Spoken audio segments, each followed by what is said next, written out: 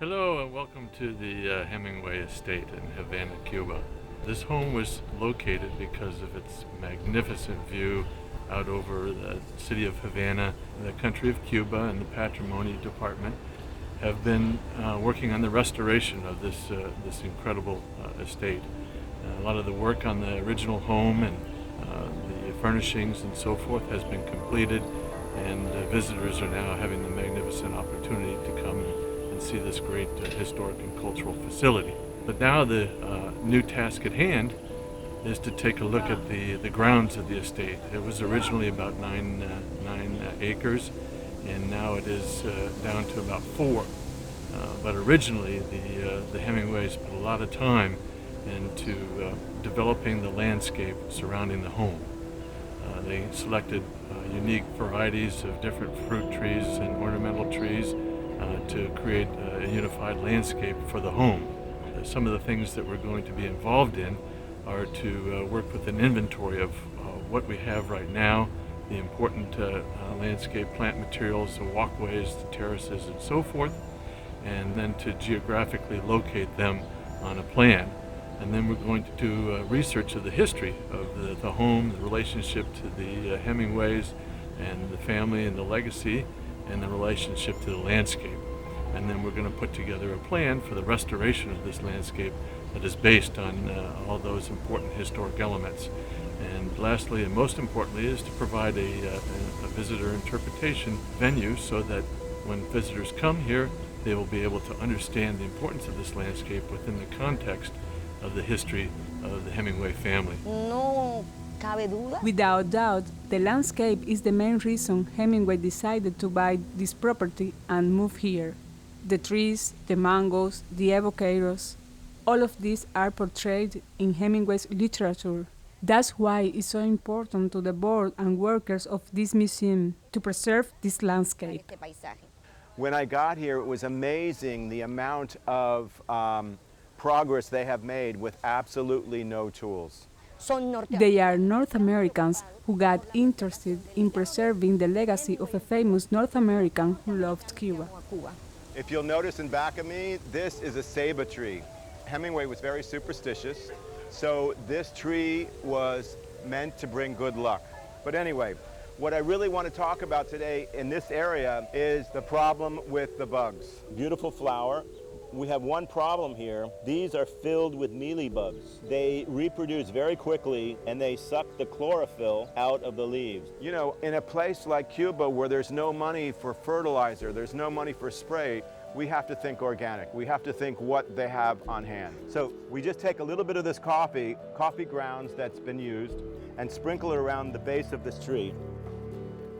This helps acidify the soil.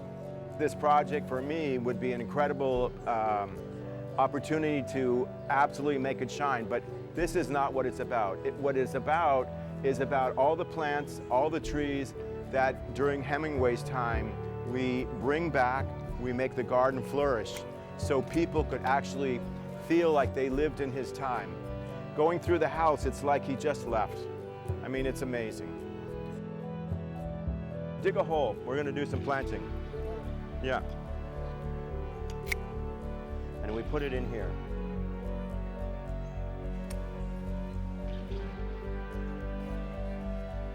So we're planting 3 or 4. We're using this to hold it up. After this, 1 month, the roots will grow.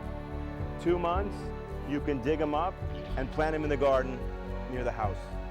Hemingway's wife, Mary, was very much into the garden, the flowers, all the beautiful vines on the house. One of the most important outcomes of the projects we're doing here with the people and sharing is empowering the people to share their thoughts, their concerns, their struggles of shared problems that are around the world. So we have Ada Rosa and our volunteer Maite from the Tree Institute getting a tour of Ada's working conditions. Everyone works here with no air conditioning, minimal light. There are many things falling apart here, but this building actually is the historic Hemingway guest house. And it is their dream that they restore it to the guest house and garage where Hemingway kept his house. So under all these conditions, it has been amazing to watch how the people can offer the Hemingway Finca to the millions of tourists that come here to be educated about Hemingway. So we hope we can raise some funds to help them out. This is an old mango tree. It's diseased, it's broken. When you have a limb this big, you do an undercut. Okay. The road is really important for both our countries to synergize and to be together, because people are people no matter where you go in the world, and a hug, sharing your challenges, sharing your successes, and learning from the Cuban people here is so key critical that we are here being neighbors nearest to the U.S. With this, we are rescuing Hemingway's legacy in his spirit, which is also part of the intangible patrimony of our nation. The Hemingway Finca is receiving hundreds of thousands of visitors on buses, and the people in the neighborhood are obviously not happy about the situation. And one of the ideas is to take the neighborhood, which you can see is full of trash, probably from the visitors, and lack of plant material, where they're looking into a wonderful finca that's loaded with plants and flowers, and their community is not so lucky. That maybe a great partnership would be that the people from the Hemingway Finca help the neighborhood become beautified and cleaned up, which, you know, if both sides benefit, then everyone succeeds. The buses and the visitors will be looked upon as a good thing for the entire community. We also, too, have some very generous, philanthropic-minded individuals who have also supported us, many of whom have already been on one of our trips to Cuba, who saw the work that we were doing and wanted to follow through with support.